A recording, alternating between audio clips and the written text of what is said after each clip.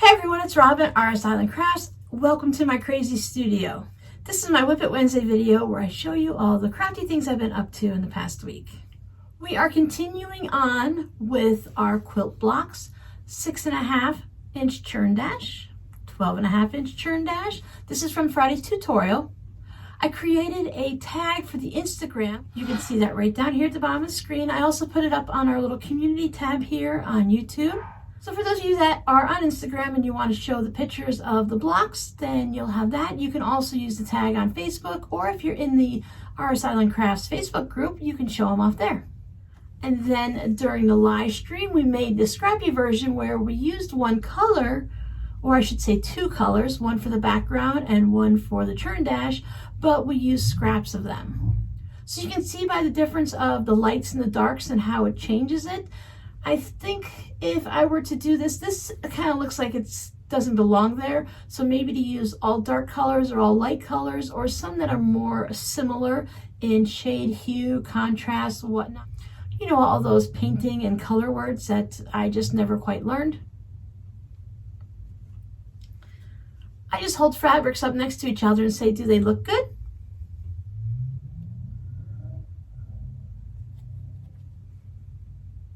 See how by putting it on point, it changes exactly how it looks? Now it reminds me more of like a lantern that you would hold here, something like at the railroad where they had that red center, the big bright light that they would have. That's what that reminds me of. And then of course I still have my little purple leftovers. I'm going to work on a project, definitely, because I've talked about it a few times here, and I've also had it in my head many times, and I just want to work on a half square triangle project like this. I don't want to have to worry about doing pinwheels and different things and hourglasses or whatnot. I just want to line them all up in a row, maybe do a row of each color. That would be fun. I don't know what size I want. I like the really small ones, but then again, you're dealing with the seam allowances. So it'd be fun to have them for a little mini wall hanging or a pillow. My patrons and I have been working on braided mug rugs. This is another one of the designs that I just love. And the pattern was called Batik Braided Mug Rugs over on Craftsy. So I had to, of course, use a batik to see how that would look. All blues, and I continued the blue to the back, the batiks. And I found a use for some of the darker batiks that I really wasn't sure what I was going to do with, so I just put it on the back of my mug rug. This Friday's tutorial, I'm going to show you another way to make these design boards. I know we've made them once already, but I just couldn't help but to show you this. One of you amazing people showed me a video on how someone did this without hot glue. And when we sit back and we think about it, once you see the video, and maybe just by seeing this now and thinking no hot glue, you might go, oh, of course, that really makes sense. Why didn't we think of it? I had something in the back of my head and I just couldn't get it to come forward, but I knew there had to be a way to do it without hot glue. And we did it, and it makes it look so nice and neat. Even on the back, everything just lays down so nice and neat, and I didn't burn my fingers. Well, watch the video. Watch the video. It wouldn't be a Whip It Wednesday if I didn't have some tote bag action going on. Look at this. This is actually the inside of the tote bag when I used the extra piece of like the faux backing to do my quilting. This time I used an old sheet from Sesame Street. So there's the Cookie Monster, and I want to call her Lola, but I don't know her name. A little Oscar the Grouch action back there too. So let me show you what the real tote bag looks like. It is still a work in progress, but this is one of the bags that's a little bit narrower but taller. This is that batik panel.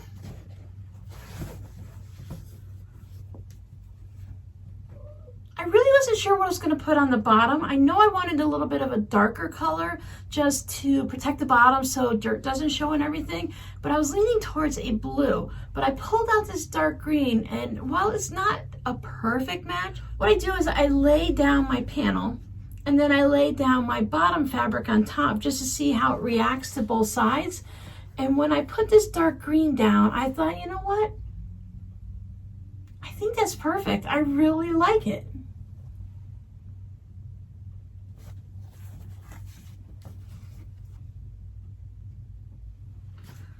I didn't want to have it on the handles. I felt like that was going to be too much.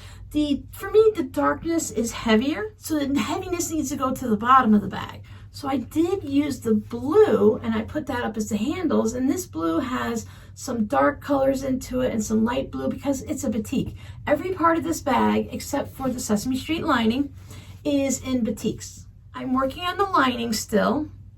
So this is going to be the inside of the pockets, this nice green. And then this orangey red with all the darkness across it, that is going to be the lining. And for this bag, I felt like both pockets and the lining pieces needed to match, so everything matches. And I brought in a dark green zipper to match the bottom of the bag, even though it's on the inside. You might be able to find this in my Etsy shop when you watch this video. Hopefully it'll be done by then and ready and listed in the shop. I had a long list of things that I should have been doing this week, but none of them were really a high enough priority. Different things that needed to be created, whether it's for YouTube or for the shop or Patreons or whatnot. But I decided I really just needed to take a day and sew a tote bag. And that's what I did because the Batik one was calling my name. I received a custom order for another tote bag. This one has the Rugrats. So the secret hidden fabric on the inside of this one is going to be Big Bird and Grover. It just really makes me just smile and a little bit of a mischievous grin when inside these tote bags, no one's ever going to see it. Well, you guys have all seen it. So if anyone besides someone that watches me on YouTube purchases one of my tote bags, they'll never really know that hidden inside their tote bags is a bunch of Rugrats or Sesame Street characters, or just plain tan fabric, or frogs, or whatever. And it just tickles my mind a little bit. Okay, what am I working on? I had a request for an Elvis Presley tote bag. I happen to just have some of this Elvis fabric. Thank you so much to the person who sent me these scraps. It is enough to make one side of the there's pins in it. I just poked myself. There was enough to make both panels of the tote bag. I chose to put black on the bottom to, of course, protect it from dirt, but to carry on the little silhouettes here of Elvis down at the bottom, I thought maybe a green, but then that's going to be too much green, so I went with a nice dark black. Both panels will basically be about the same. This is as far as I got on this one because it doesn't need to be finished until the first or second week of March. So I thought that gives me plenty of time. Let me work on things that need to be done now. But I wanted to set it up and get an idea because in addition to that, there was a request for a fabric postcard to go with it. So I do have some scraps that I can go ahead and add some of the green or maybe pull in some of that pink or the blue or the orange and the polka dots and just make a fabric postcard. Unfortunately, I don't have any pieces that actually have the Elvis lives on it that hasn't been chopped off or something because I wanted to make sure those pieces went into the tote bag and they're a little bit scattered. You don't see too many. So I have one for each side of the bag. But these two panels will leave me enough to make a zipper pouch or maybe I'll make a little coin pouch. It is a little narrow. It's only 6 inches wide, but again, I can add a black bottom to it to beef it up a little bit. Maybe just make a small one, or as I said, I can turn it into one large one. These are almost 17 inches wide, so that definitely doesn't need to be that wide unless it's going to be, even for a pencil pouch, I don't think it needs to be that wide. But I can go ahead and do that, chop it up a little, and then I can make a scrappy little coin purse out of it. And add to these little bits to make a fabric postcard because there's more than enough here to make a fabric postcard. I might even have enough left over to add to a scrappy note card and bring in some of the other colors again so I could have she only asked for a tote bag and a fabric postcard, but I might have a lot of options for her to choose from, and if she doesn't want them, then they'll be in the Etsy shop. That was the creative part of my week. I did do the boring things. I swept the floor, I mopped the floor, I did the laundry. I learned how to make a spreadsheet, unless I told you that last week. Sometime between now and back when or another, I figured out now how to create a spreadsheet, but just how to put the little things into the cells so I can have it listed and worked. So now I can keep track of my fabric postcards for my Patreons, and I can see when I sent them out instead of having to write it all down on a piece of paper and constantly flipping through and making notes on everyone's account, because on Patreon, they have a really nice feature that there's a little notes section. So under everyone's name, I can write a little note and only I can see it, so I know what I sent and when I sent. But this way I can just pull up a little Google spreadsheet or whatever they're called, and it's all right there for me. So that is my little baby step into that. My next step is into my financial realm and working on things not only for my business, for at home. I pay all my bills online and stuff, but I write them all down in a little notebook. I happen to have this green composition book, green for money, green for bills. So every month I write down all my bills, what's due, when it's due, when I paid it, and all that stuff. And I think it's really great because I can flip back and see how things are changing. I know with like my electric company, everyone has apps now. So I can just flip back, and I can pull up the app and look and see what last month's electric was or what it was this time last year. But I do have my old school way of doing it. And at this point, I've been doing it this way for probably a year and a half. And I'm ready to move on to the big girl stuff and do some type of an Excel spreadsheet or something like that. And I need to also do it for my Etsy shop. Thankfully, there's many programs out there that offer them to just the world in general. And there are several accountants that have shops on Etsy that they're Etsy sellers, so they know what an Etsy seller needs in their financial stuff, and it helps you keep track of your inventory and takes like every little part of my tote bag, and I could put in what each thing cost me when I purchased it, and then how many of it, say it uses 6 fat quarters or something, and then the spreadsheet will know that every fat quarter costs such and such $1, so it'll add it all up and it'll tell me how much it costs for me to physically make one of my tote bags. I've tried to do it on paper and I've done it 3 times and I've come out with 3 different numbers. So I'm turning in my old school pen and paper and I'm moving on to the computers and let someone smarter do it for me. And I think that makes me very smart, knowing where my weaknesses are and asking for help. Many of you know that Monday was my birthday. I'm recording this Sunday afternoon, so I want to show you the cards that have come in so far, just so that people know that I've received them. I don't normally send out thank you emails or a thank you card for receiving a card. I think that's a little overkill, so I thought I'd just show you them here so people know what has come in and theirs isn't just lost in the mail somewhere. Because I don't know about the rest of you that live along the East Coast or down here in Florida, but I'm having a hard time getting mail from the West Coast, from California and Washington. They seem to get stuck somewhere, I don't know where, because I see when it leaves the post office on the West Coast, and I see when it comes to somewhere just a little north of Tampa here in Florida. The stops in between, I don't know, it gets lost. The post office will tell me by the tracking that it's going to show up on a Monday, and I usually don't see it until Thursday or Friday of that same week. So if you sent any cards, I'll just show them as they come, but I want to show you what's come so far. An adorable little kitty. This is from the SPCAI.org. I've heard of the SPCA. I didn't know there was an I. I won't show you what's inside, but I did love the color that is there. The kitty's actually laying down with a ball of yarn, and you see how it's purple and pink. So cute. Thank you so much. And I received a fabric postcard. Again, my purples and pinks and my favorite butterfly. Thank you so much. I love this. I have changed my mind a dozen times, if not more, of how I want to display my fabric postcards. When I showed you that little house mini quilt, the Batik one that I received recently, I used, Dollar Tree has the little command strips that you can get.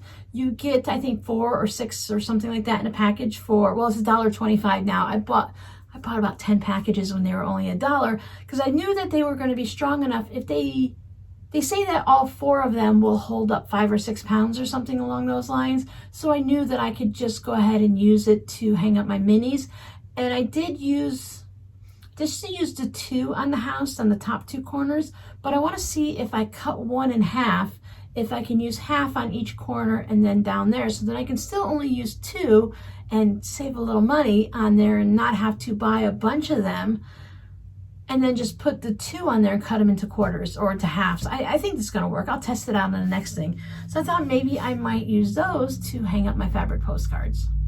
I saw someone take a picture frame, and there's no glass or anything in it, but it had some type of backing, and they put, I saw someone put a piece of cork in the back, and then I saw another person that put like a light piece of fabric, and they strung little wires across, and with those little clothespins, just hung up their fabric postcards like on the little clothesline basically. And I thought that was great too. But one day I'm going to show you guys a video. On one of my little quick videos coming up, I'll show you all the fabric postcards that I've collected, that either some I've made that I wanted to save for myself, and then what others have made and I've received in swaps and stuff like that. I'll go ahead and make that video soon.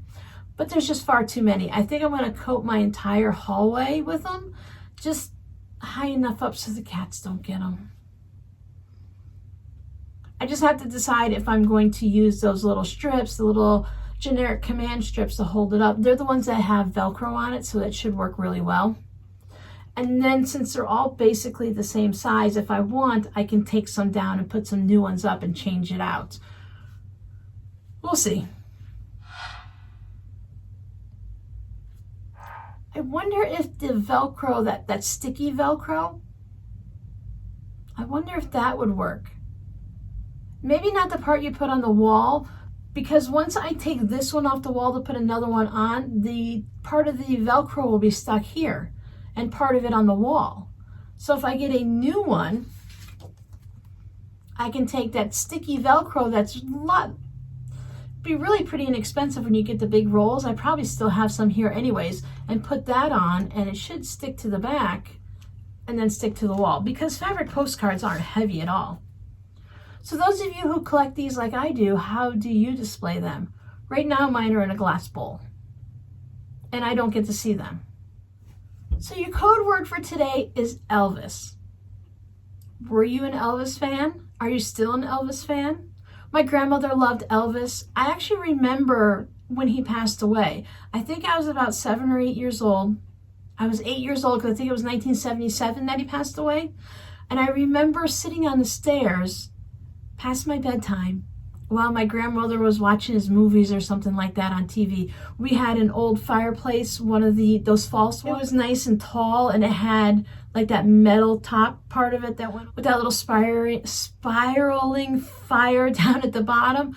And remember, this is in the early 70s, and my grandparents put it right at the staircase. So when you came down the stairs, there was this big fireplace there, so I could sit behind the fireplace and peek around the corner and see the TV well past my bedtime. I mean, it must have been like 8, 9 o'clock at night. It was way past my bedtime. So anyways, Elvis, yes or no? Hope you guys are having a very creative week, and I'll see you guys next time. Bye.